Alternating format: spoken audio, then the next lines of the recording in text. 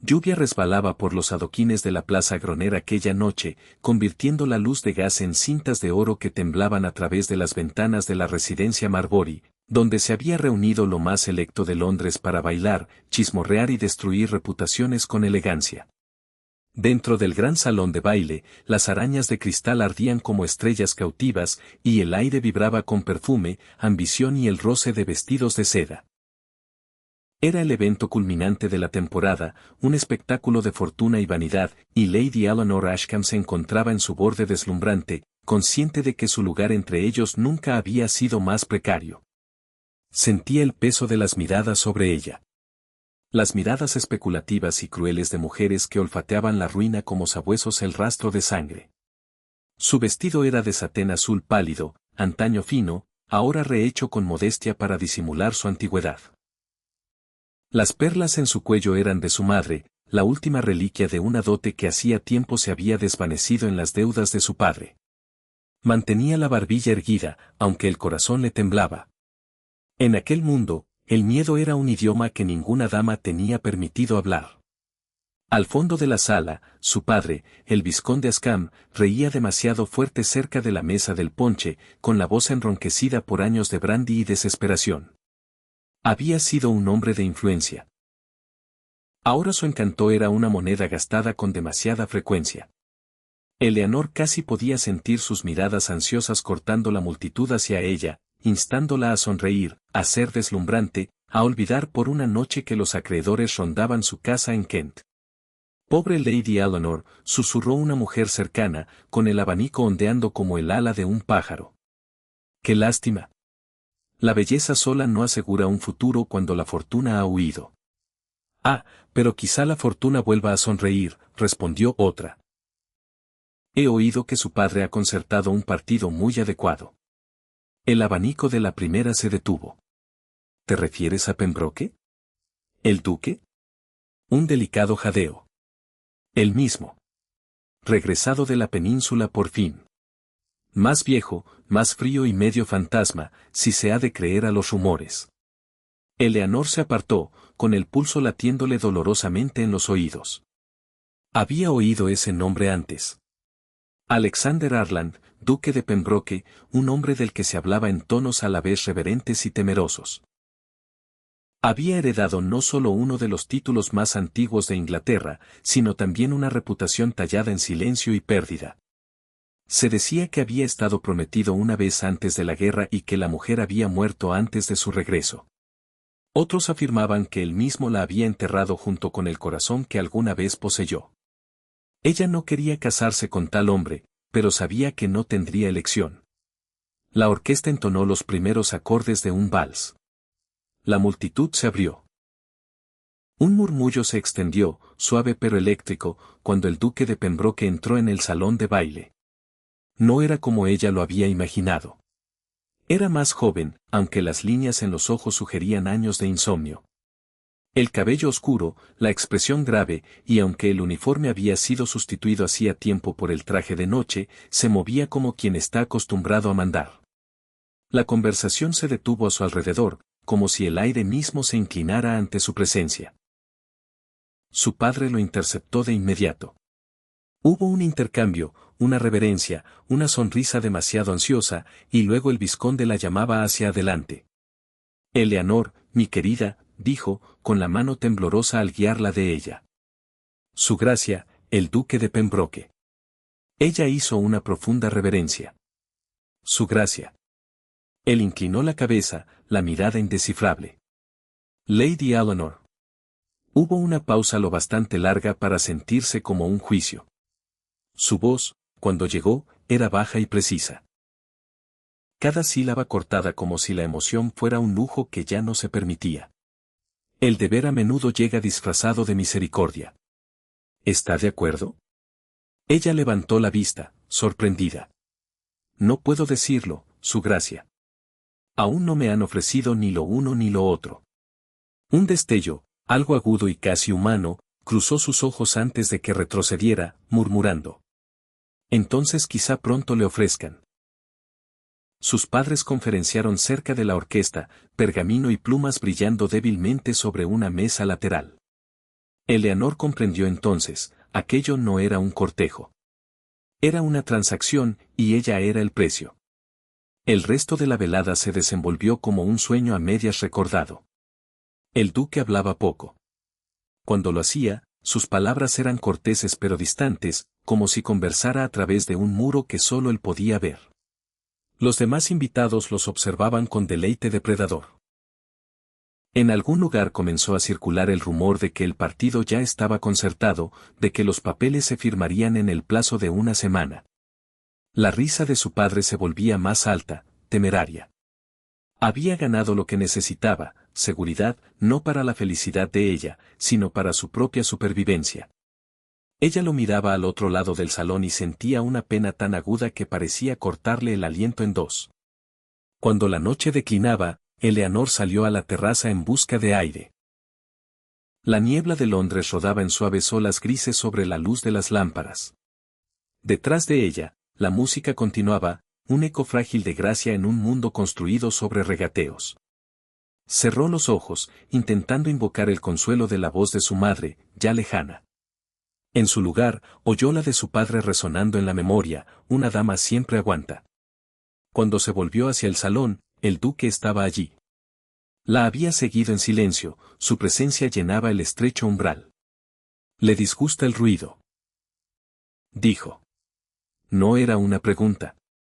«Me recuerda lo pequeña que me he vuelto», respondió ella antes de poder detenerse. Él la estudió. El más leve ceño frunció su frente. Pequeña, Lady Eleanor, es una palabra inventada por quienes confunden la quietud con debilidad. Por un instante sus miradas se sostuvieron, la de ella incierta, la de él impenetrable. Luego, como recordándose a sí mismo, inclinó la cabeza. «Perdóneme, interrumpo». Se volvió para irse, pero se detuvo cuando ella volvió a hablar, suavemente. «¿Cree usted en el perdón, su gracia?». Su mano se tensó en el marco de la puerta. «Creo en la necesidad». Entonces se fue, dejándola sola con la bruma fría y el zumbido amortiguado de los violines. Momentos después, las puertas del salón se abrieron de par en par. La voz del vizconde se alzó por encima del murmullo de la conversación. «Damas y caballeros», anunció, el rostro enrojecido de triunfo. «Me complace declarar el compromiso de mi hija, Lady Eleanor Ashcombe, con su gracia, el duque de Pembroke». La multitud jadeó y luego aplaudió. La música vaciló y volvió a surgir. Eleanor permaneció congelada en la terraza, el sonido de su aprobación resonando hueco en sus oídos. Dentro, el duque inclinó la cabeza ante la asamblea. Ni alegría, ni protesta, solo aquella misma compostura inflexible. En aquel momento, bajo el brillo de las arañas y el murmullo de las felicitaciones educadas, Lady Eleanor comprendió la verdad de su nueva vida, que su libertad había terminado no con un grito, sino con una reverencia. Y, sin embargo, mientras el trueno rodaba débilmente sobre la ciudad, algo no dicho se agitó en el silencio entre ellos. Un presagio, quizá, de que aquel matrimonio de deber no permanecería sin desafíos por mucho tiempo. La primera mañana en Pembroke Hall amaneció en un silencio tan profundo que casi parecía reverente, como si la gran propiedad misma contuviera la respiración. La niebla yacía pesada sobre los páramos, enroscándose entre los robles antiguos como pálidas cintas de seda. Dentro de la vasta casa de piedra, donde retratos de antepasados inflexibles alineaban los corredores, Lady Eleanor Ashcombe, ahora duquesa de Pembroke, despertó al sonido del silencio. No era paz lo que sentía, sino destierro. Su esposo se había levantado antes del alba. Su ayuda de cámara se lo informó con una reverencia. El duque prefería la soledad, dijo, y desayunaba solo en su estudio. Las palabras se pronunciaron con cortesía, pero con la leve sugerencia de que tales arreglos no debían cuestionarse. Eleanor despidió al criado y se sentó un largo rato ante la ventana, su reflejo ondulando en el cristal. El cielo más allá era gris e interminable, la tierra, vasta y extranjera. Se preguntó si su madre, de haber vivido, habría reconocido a la figura en que se había convertido, compuesta, cortés y profundamente infeliz. Cuando se unió a su esposo aquella noche para la cena, el gran comedor parecía construido para burlarse de la intimidad. La mesa podría haber acomodado a 30. Ellos ocupaban solo sus extremos distantes. La luz de las velas parpadeaba contra los marcos dorados y el silencio se estiró hasta volverse insoportable. ¿Ha encontrado sus habitaciones satisfactorias?, preguntó al fin, con tono de cortés desapego. Son bastante espaciosas, respondió ella. Una pausa, luego la más leve curva de su boca. Una forma gentil de decir vacías. El tenedor de Eleanor se detuvo sobre el plato. Si están vacías, su gracia, es porque usted las ha llenado de fantasmas. Sus ojos se alzaron hacia los de ella, grises, inflexibles, pero tocados por algo casi humano. Fantasmas, murmuró. Sí, supongo que entonces estamos bien emparejados. Después no dijo nada más. Los días transcurrieron en monótona elegancia. El duque desaparecía cada mañana en su estudio o en las caballerizas, mientras Eleanor deambulaba por las interminables habitaciones de Pembroke Hall, cada una inmaculada, sin vida y fría. Los criados se deslizaban como sombras, deferentes pero distantes. Solo la señora Penfield, el ama de llaves, se atrevía a tratarla con calidez. Fue ella quien le habló de la sala de música cerrada, del retrato que había dentro, la difunta prometida, la señorita Catherine Run, cuya muerte había envuelto a la casa en duelo. Nunca se volvió a hablar de ello. Su gracia, dijo la mujer suavemente, su señoría ordenó que se cerrara la habitación. Nadie ha entrado en 3 años. Aquella noche, incapaz de resistirse, Eleanor tomó una vela y cruzó el corredor. La puerta se abrió con facilidad. Motas de polvo se alzaron en helas de luz, flotando como la memoria misma.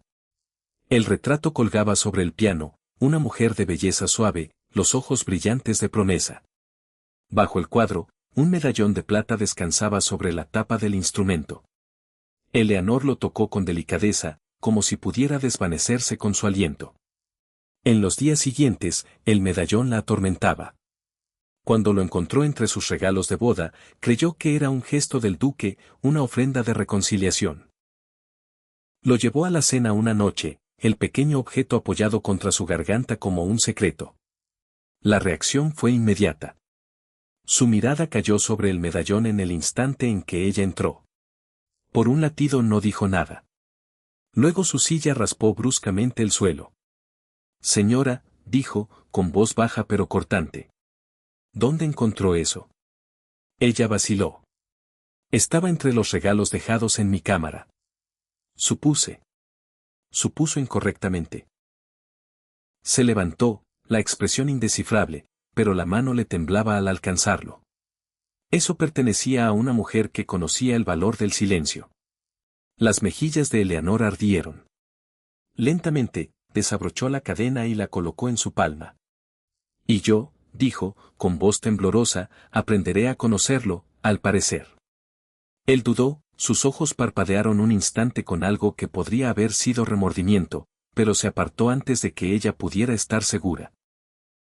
La noticia del incidente se extendió con rapidez entre los criados, como suele ocurrir en las grandes casas. Pronto los susurros comenzaron a circular por los salones de Londres, que el matrimonio del duque de Pembroke era un fracaso, que la nueva duquesa no lograba retener su afecto, que quizás se cernía una anulación. La noticia llegó a Eleanor por medio de una carta de una antigua amiga, una que hablaba de lástima disfrazada de preocupación.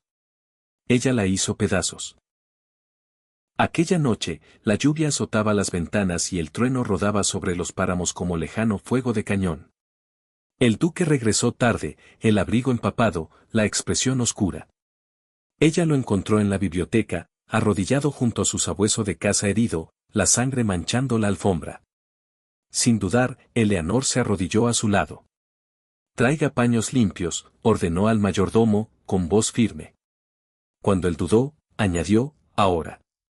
Juntos vendaron la herida, sus manos se rozaron una vez, brevemente. Él no dijo nada, pero cuando ella levantó la vista, su mirada se demoró. Es usted más amable de lo que desea aparentar, murmuró. Y usted, respondió ella en voz baja, es más cruel de lo que pretende ser. Un leño se desplazó en el hogar, enviando chispas al aire. El silencio que siguió se sintió pesado de verdades no dichas. Al fin él se levantó, aspirando despacio. Desea irse de Pembroke Hall, dijo, no como pregunta, sino como afirmación. Ella sostuvo su mirada. Sí. Él la contempló un largo momento antes de responder. Puede hacerlo. Cuando tenga el valor de admitir que es lo que teme. Entonces se fue. El eco de sus pasos se desvanecía por el pasillo, dejándola sola con la tormenta. Eleanor permaneció ante el fuego moribundo mucho después de la medianoche, el perro dormido a su lado. Sus palabras se aferraban a ella como humo. ¿Qué temía? ¿La pobreza, la soledad, o algo mucho más peligroso? La posibilidad de que bajo su frialdad yaciera un hombre capaz de sentir, y de que algún día ella deseara descubrirlo. Afuera, la tormenta se deshizo en lluvia suave. La casa pareció exhalar, su silencio inquieto se alivió por primera vez desde su llegada. Y, sin embargo, en algún lugar de aquellos interminables corredores, la voz del duque parecía persistir en las sombras, resonando suavemente, como una promesa o una advertencia. Las semanas que siguieron se desenvolvieron como un tapiz tejido de silencio y fingimiento. En Pembroke Hall, el ritmo de los días se reanudó, cenas compartidas sin calor, conversaciones podadas a la más versibilidad y miradas que se demoraban lo justo para herir. Eleanor aprendió el arte de la compostura, de ocultar la inquietud detrás de una sonrisa y el desafío detrás de párpados bajados. Sin embargo, bajo su exterior sereno, algo inquieto se agitaba. Una quieta rebelión contra la vida a la que había sido entregada. Cuando llegó una carta con el sello en relieve de las salas de asamblea de Almax, la contempló largo rato antes de abrirla. Habían invitado al duque al baile más grandioso de la temporada, y se esperaba su presencia. El pensamiento la llenó de inquietud. La mirada de Londres era implacable, y el escándalo acechaba cada uno de sus pasos. Aún así, el orgullo le prohibía negarse. Si el mundo debía verla fracasar, fracasaría con magnificencia. La mañana de su partida, encontró al duque en las caballerizas, ajustando las riendas de su caballo con precisión deliberada. Las mangas arremangadas, las pálidas cicatrices de los antebrazos captaban la luz. «Le disgusta la sociedad», dijo ella, rompiendo el silencio. «La soporto», respondió sin levantar la vista, como se soporta una tormenta esperando que pase. «Entonces, ¿por qué asistir?». Él se detuvo y al fin sostuvo su mirada. «Porque las tormentas tienen testigos, y algunos deben ver que Pembroke sigue en pie». El viaje a Londres fue largo y silencioso, interrumpido solo por el traqueteo de las ruedas y el ocasional destello de lluvia contra la ventanilla del carruaje. La ciudad se alzaba gris e inmensa, sus agujas y chimeneas se elevaban como los huesos de alguna criatura antigua. A las pocas horas de su llegada, los criados de la casa de la ciudad alquilada se ocuparon de preparar el espectáculo de la noche. Eleanor se vistió de seda marfil, el cabello recogido con perlas, la misma imagen de la gracia. Sin embargo, al mirarse en el espejo, no vio a una duquesa, sino a una prisionera adornada para la exhibición. El salón de baile de Almax brillaba con el esplendor del cristal y la luz de las velas. Cada rincón temblaba de expectativa. Cada susurro cargaba el peso del juicio. Al entrar del brazo del duque, la conversación se redujo a un murmullo. El aire estaba espeso de curiosidad, la caída Ascam y su marido embrujado, paseados ante la sociedad como una fábula sobre la desgracia. «No se inmute», dijo el duque en voz baja. «Se alimentan de ello». «No tengo miedo», respondió ella, aunque el pulso la traicionaba. Él la miró de reojo, la expresión indescifrable. «Entonces es usted más valiente que la mayoría».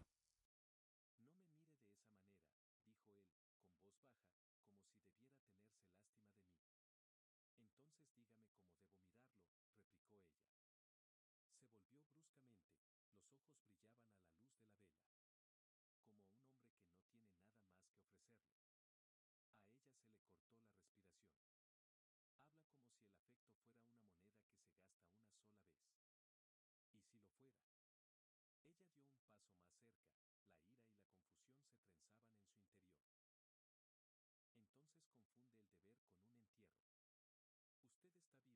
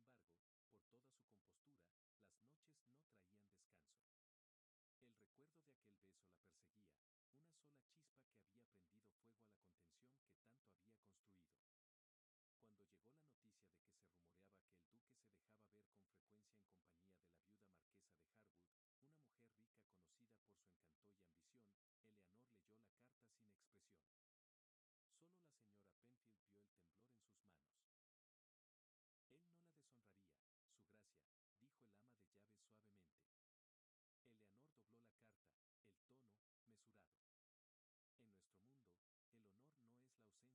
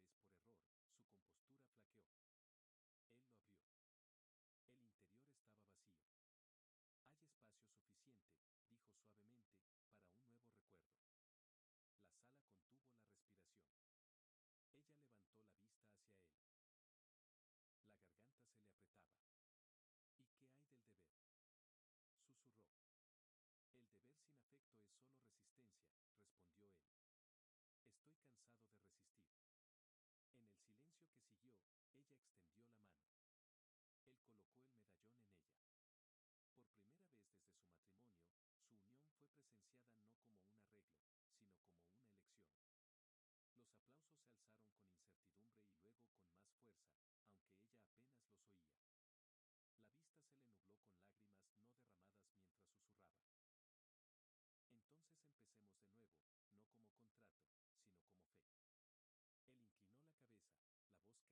quebraba. ¿Cómo fe, mi señora? Más tarde, cuando los invitados se fueron y las velas ardieron bajas, Eleanor permaneció junto a las puertas